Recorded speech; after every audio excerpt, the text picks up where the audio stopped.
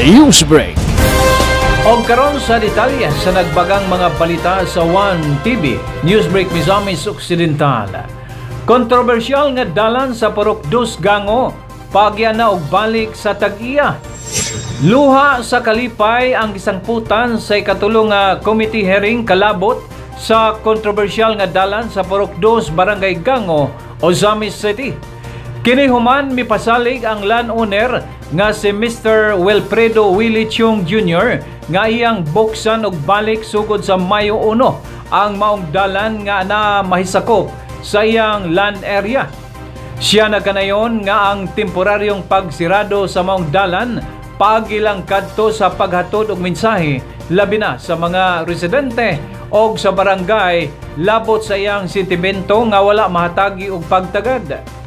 Hinoon doon na siya yung mga kondisyones nga gusto niyang mahitabo pipila nini nga dili pagpaagi sa mga bihikulo o mga personnel sa Dito Telecom o bawal usab moagi kung adunay mga residente nga mo-develop o commercial establishment sulod mismo sa Purok 2.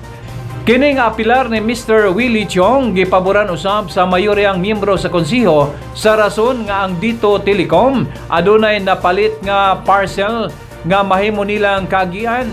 Sa pagkakaron giandam na ni Mr. Willie Chong ang maong dalan aron subling maagian sa mga residente.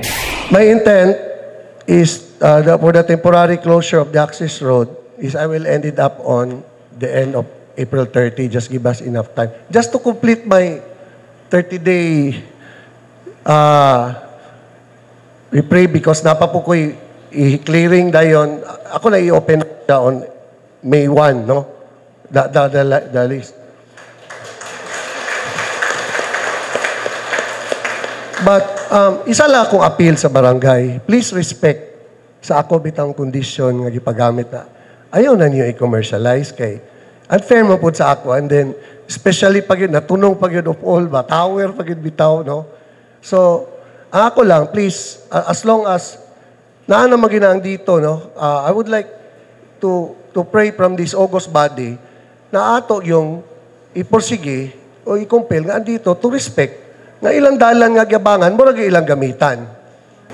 We have to thank Sir Willie for opening his heart not only to the residents of Purok 2, but City Council and LGU as a whole.